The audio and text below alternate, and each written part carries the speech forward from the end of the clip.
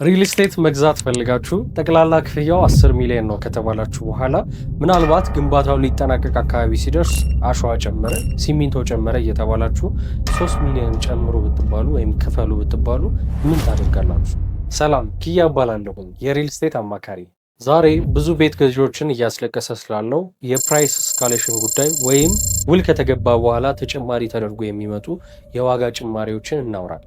ታዲያ ከዚህ ነገሮች እንዴት ነው መጠበቅ የምትችሉት የሚለውን እኔ እንደ አንድ የሪል ስቴት ባለሙያ አማክራችኋለሁ ማለት ነው። ፕራይስ እስካሌሽን ምንድን ነው? ለምንስ ይመጣል? እንግዲህ ፕራይስ እስካሌሽን ማለት አንድ ካምፓኒ ውል ያስፈርማችኋል፣ የግዢ ውል። ስለዚህ በዛ ውል ላይ የተጠቀሰ የፕራይስ ወይም ደግሞ የአፓርትመንቱ የመሸጫ ዋጋ ይኖርና ከዛ በኋላ ለምሳሌ ሲሚንቶ ወይም አሸዋ፣ ሌሎች የኮንስትራክሽን ማቴሪያሎች ነዳጅን ጨምሮ ማለት ነው ሊጨምር ይችላል ብሎ በሚያስበው ልክ የፕራይስ እስካሌሽን ካልኩሌሽን ያስገባና አግሪመንቱ ላይ ሰው ጨምራሉ ይላል። ያ ማለት ምን ማለት ነው?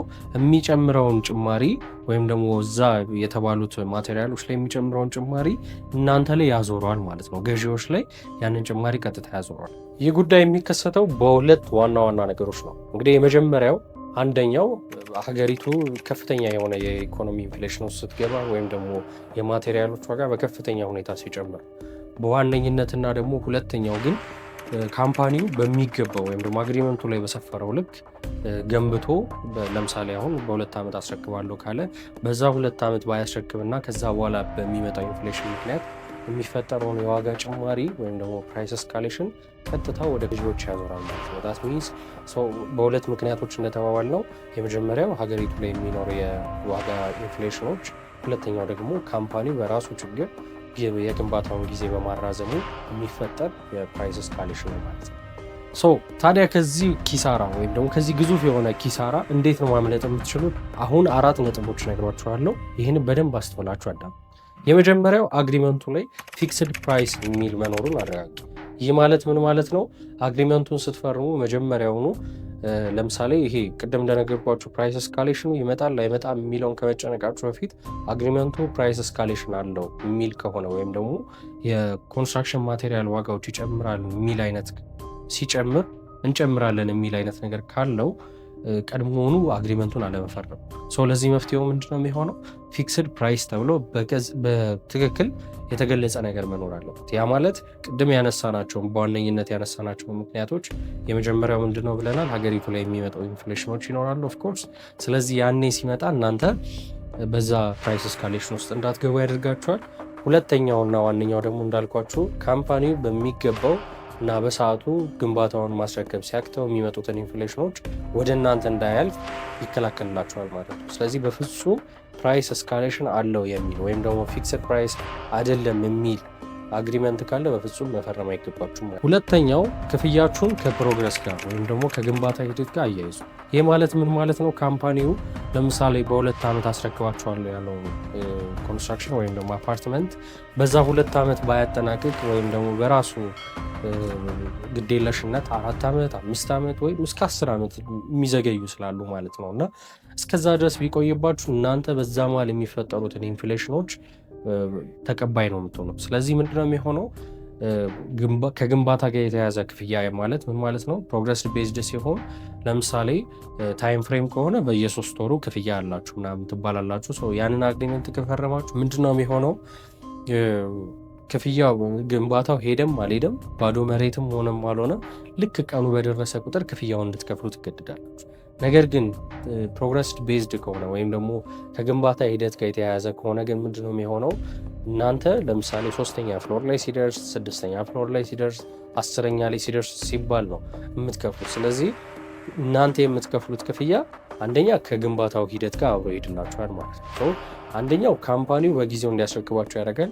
እንዴን ደግሞ ከኢንፍሌሽን ጋር የተያዙ ነገሮችን የምታቆሙበት ሚንስ ሊፈጠርላችሁ ይችላል ማለት ነው። ስለዚህ ካምፓኒው ለዘገየበት 4 ዓመት 5 ዓመት 6 ዓመት ወይም 10 ዓመታት በዛ መሃል የሚፈጠሩትን የኢንፍሌሽን ዋጋዎች ወይም ደግሞ እናንተ ላይ ሊመጣ የሚችለው ፕራይስ እስካሌሽን ሊነካችሁ አይገባም ማለት ነው። ስለዚህ አግሪመንቱ ላይ አንደኛው ታይም ፍሬም ሳይሆን ፕሮግረስ ቤዝድ የሆነ አከፋፈል እንዲኖር ከተቻለ ሁለቱም ጥሩ ናቸው፣ ታይም ፍሬምም ፕሮግረስ ቤዝድ። ነገር ግን በተሻለ ደግሞ ፕሮግረስ ቤዝድ ሲሆንላችሁ ካምፓኒው ካልሰራ በቀር ክፍያ አትከፍሉም ወይም ደግሞ እዛ አግሪመንቱ ላይ ሰራም አልሰራም ክፈሉ የሚል አይነት የታይም ፍሬም አይነት ጉዳይ ከሆነ የዛሬ 4 ዓመት የሚኖረውን ኢንፍሌሽን እናንተ ስለምትከፍሉ ይህንም በደንብ ጥንቃቄ አድርጋችሁ አግሪመንት ላይ ልታነቡ ይገባል ማለት ነው። ሶስተኛውና በደንብ ፎከስ እንድታደረጉ የሚፈልገው ነገር ያው ብዙ ጊዜ ሪል ስቴት ስትገዙ ሪስክ ነው የምትወስዱት፣ ሪስክ ቴከር ነው የምትሆኑት። ሪስካችሁን ማጥበብ ነው ዋናው ነገር እና እዚህ ሪል ስቴት ላይ ስትገዙ ደግሞ ቅድም ያልናቸውን የፕራይስ እስካሌሽን ጉዳዮች ለማቆም ወይም ደግሞ እናንተ ጋር እንዳይደርሱ ለማድረግ አንደኛው መፍትሄ ምንድን ነው? የምትከፍሉትን ዳውን ፔመንት ከፍ አድርጎ መክፈል ነው። ለምሳሌ ብዙ ጊዜ የሪል ስቴት አግሪመንቶች ላይ ወይም ደግሞ እንደ ህግ የተቀመጡት ነገሮች ምንድን ናቸው? ኦልሞስት ከ50% እና ከዛ በላይ የሚከፍሉ ሰዎች ፕራይስ እስካሌሽን የሚነካቸው እድል በጣም ዝቅተኛ።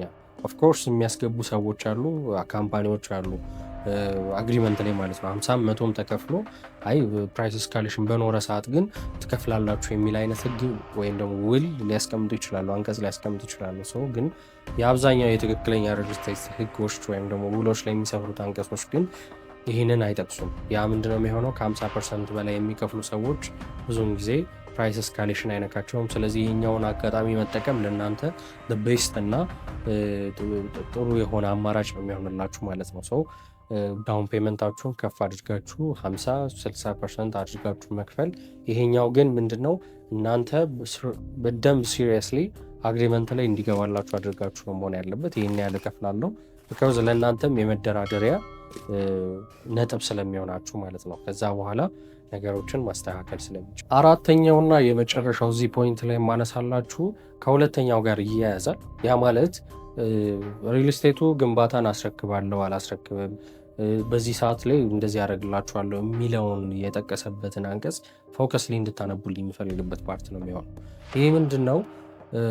ለምሳሌ ሪል ስቴቱ በዚህ ጊዜ አስረክባለሁ፣ በዚህ ጊዜ እንትን ላለው ምናምን ብሎ ፊኒሽንግ እሰራለሁ፣ ኦር ደግሞ በዚህ ጊዜ እዚህኛው ፕሮግረስ ላይ ደርሳለሁ፣ ይህን ያህል ፐርሰንት ላይ ደርሳለሁ ብሎ ሊነግራችሁ ይችላል። ስለዚህ ከዚህ ጋር ተያያዥ የሆነው አንደኛው ልታነቡት ወይም ደግሞ እንደ ህግ ሊገባላችሁ የሚያስፈልገው ህጎች ወይም ደግሞ ውሎች ሲጣሱ የሚኖረው ካሳ ወይም ደግሞ ለእናንተ እንደ ሌቨሬጅ የሚያገለግላችሁ ነገር ምንድን ነው የሚለውን በደንብ ማስተዋል ይኖርባቸዋል። ይህ ማለት ምን ማለት ነው? አንድ ሪል ስቴት ካምፓኒ ውል ሲያስፈርማችሁ በ2 ዓመት አስረክባችኋለሁ ሊላችሁ ይችላል። በዛ 2 ዓመት ባያስረክባችሁስ? ይሄኛው ሜይን ፖይንት ነው፣ ልታነሱ የሚገባ ጥያቄ ነው። እና በዚህ ጊዜ ውስጥ ሊደረጉ የሚችሉ ነገሮች አሉ። እነኛ እንዲገባላችሁ ታደርጋላችሁ። ለምሳሌ ሪል ስቴቱ ባያስረክብ በ2 ዓመት ውስጥ ከዛ በኋላ ያለውን የሚያዘገይበትን እያንዳንዱን ጊዜ ተጨማሪ ወይም ደግሞ ለእናንተ የቤቱን ኪራይ ቢከራይ አፓርትመንቱ ሊያወጣ የሚችለውን የቤት ኪራይ እንዲከፍላችሁ የምታደርጉበት በወር ወይም ደግሞ በቀን የሚሰላ ፐርሰንት ተደርጎ የከፈላችሁትን ገንዘብ በፐርሰንት እየተቀጣ የሚሄድበትን ቢካውዝ እኛ ለምሳሌ ክፍያ ብናዘገይባቸው እንደ ገዢ እነሱ ስለማይተውን ማለት ቅጣት ስለሚኖር አብዛኛው ሪል ስቴት ያንን ለራሱ አድቫንቴጅ ይወስዳል እንጂ እሱ ራሱ ይህንን እቀጣለሁ ብሎ የማስቀመጥ እድሉ በጣም ከጥቂት ሪል ስቴቶች ውጭ ያንን የሚያደርግ ብዙ ስለሌለ ማለት ነው። ስለዚህ ፎከስ ላይ እንድታዩ የሚፈልገው ነገር ይህን ነው። ባያስረክበን ወይም ደግሞ ሌሎች የውል ጥሰቶች ቢገጥሙ ምንድነው ካሳችን የሚሆነው ወይም ደግሞ ለእኛ እንደ አድቫንቴጅ ልንወስደው የምንችለው ነገር ምንድን ነው የሚለው በደንብ አግሪመንቱ ላይ መስፈሩን ማስተዋል መቻል አለባችሁ ማለት ነው። እንደ መጨረሻ ማነሳላችሁ ነገር እንግዲህ እኔ እንደ አንድ የሪል ስቴት ባለሙያ ለብዙ ደንበኞች የምነግራቸው ማስጠነቀቃቸው ነገር ምን መሰላችሁ?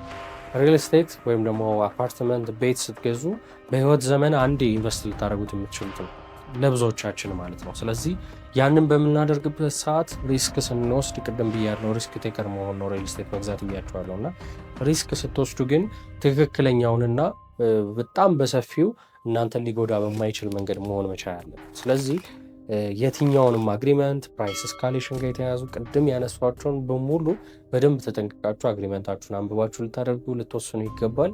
ከዛ በተጨማሪ እባካችሁ ውል ስታነቡ ወይም ደግሞ ውል ማንበቢያ መፈረሚያ ቀን ላይ ባለሙያ ይዛችሁ ተገኙ እዛ ቦታ ላይ እና ባትችሉ እንኳን ምናልባት ባለሙያ መገኘት እንኳን ባይችል ያንን ውል ቀላል ነው፣ ፎቶ አንስታችሁ ልካችሁ ያን ቼክ አድርጎ ኢቫሉዌት አድርጎ የሚልክላችሁ ሚንስ ብትፈጥሩ በጣም ጥሩ ነው። ሪቪው አስደርጉ ፕሊዝ።